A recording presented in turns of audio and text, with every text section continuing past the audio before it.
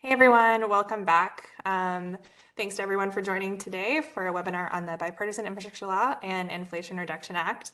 Next up, we have someone to speak to us from the U.S. Army Corps of Engineers. I'm pleased to introduce Mike Taraski. He serves as the Chief of Programs Management for the Portland District of the U.S. Army Corps of Engineers. In this capacity, he leads a team that integrates and budgets for civil works requirements across the Oregon coast, the Willamette and Rogue River basins, the Lower Columbia River, and Southwest Washington. Thanks so much for talking to us today, Mike. Over to you. Good morning. Let me get my video up. Sorry about that.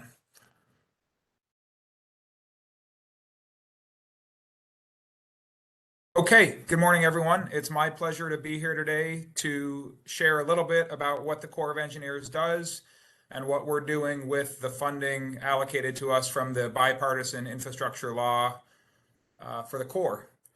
I'll start with just an overview of the Corps of Engineers and specifically Portland District.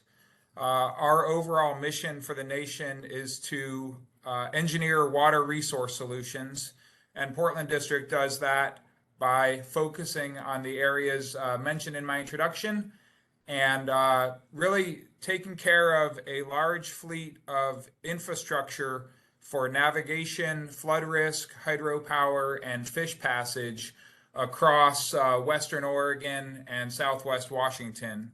Our sister district in Walla Walla manages the Snake River Basin and therefore has a footprint in the state of Oregon, as does the San Francisco district. We do a lot of work in the Willamette Valley. We've got main stem dams on the Columbia River. There's several coastal harbors, the Lower Columbia River Navigation Channel. We also do a lot of work to improve fish passage at these dams while meeting our different congressionally authorized purposes. In addition to those O&M assets, we also work with non-federal sponsors to plan and construct solutions to different water resource problems. For instance, we currently have a project going on with the city of Monroe and the Confederated Tribes of the Silex, doing some ecosystem restoration on the Long Tom River. We're also working with Multnomah County Drainage District on rehabilitating and improving the Portland Metro levee system. In addition to those different civil works functions, the Corps also administers the Clean Water Act regulatory program across the entire state of Oregon. The Bipartisan Infrastructure Law provides a total of $17.1 billion to the Corps' water resource programs.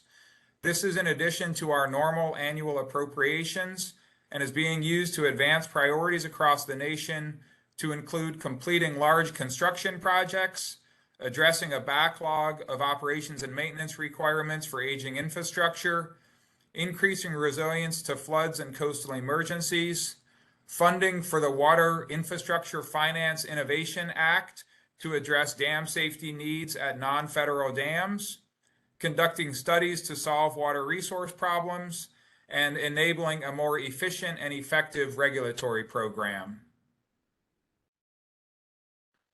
Within the Portland District, the Bipartisan Infrastructure Law provides fundings for a range of programs. What this slide is showing is the set of projects and the amounts that we were funded in FY22, FY23, and then a smaller amount has been allocated in FY24. I'll talk in a couple of minutes about a few specific examples, but the big picture is that these funds are being used to help meet critical needs that benefit the American public by ensuring safe and reliable navigation, continued flood risk management, and aquatic ecosystem restoration and fish passage improvement. One thing that's different about the Corps of Engineers as compared to some of the other agencies presenting today is, in general, we do not administer grant programs. However, we do have a number of existing cost share programs that might be of interest to this audience. This includes our continuing authorities programs to meet a range of different purposes, ranging from flood damage reduction to ecosystem restoration to navigation improvements. We have a program referred to as Planning Assistance to States and Tribes that allows us to leverage our technical expertise and study different water resource problems. The Tribal Partnership Program to assist with water resource projects that address economic, environmental, and cultural resource needs through studies that may include flood damage reduction, environmental restoration, and protection and preservation of natural and cultural resources. The Floodplain Management Services, where we partner with local municipalities and other entities to prudently manage floodplains. And then just recently, we were authorized for an environmental infrastructure program in Southwest Oregon, which enables federal funding for local water supply and water treatment projects. So I mention that not because there's a direct tie necessarily to the bipartisan infrastructure law, but because it may be of interest, and the senator's staff certainly knows how to get in contact with us and can share that information if you're interested in learning more about those programs. Going back to the infrastructure law, the funding for Portland District, the funding stream opened up in FY22. We've got some additional funds in FY23, and then, as I mentioned, a smaller amount in FY24. We've got a couple of studies underway with a portion of that funding. This is the Long Tom and Charleston Harbor. Those are a couple of those continuing authorities projects where we're working with local sponsors to focus on ecosystem restoration or navigation improvements. We are working in our construction account to construct and study fish passage in the Willamette River system at our high head dams to contribute to meeting our Endangered Species Act obligations for steelhead and Chinook salmon. We have really significant funding in our navigation and flood risk management programs, and I'll provide a couple of examples in a moment, but really a strong focus on maintaining navigation reliability up and down the Columbia River, and then continuing to meet our flood risk purposes in the Willamette Valley. And then there is also funding for our regulatory program as part of the national regulatory program to improve permitting effectiveness and efficiency for the public. I'll go into a couple of specific examples. At Tillamook South Jetty, this jetty system was built more than 100 years ago, and over time has been subject to the power of the Pacific Ocean and intense wave action from the south. And over time, the jetty has degraded and lost length and was no longer providing the full function for safe, reliable navigation through these very dangerous ocean entrances. And so in FY22, in September, we were able to award a large construction contract to repair the jetty and restore that reliable commercial and recreational navigation and ensure the ability of the U.S. Coast Guard to conduct their operations.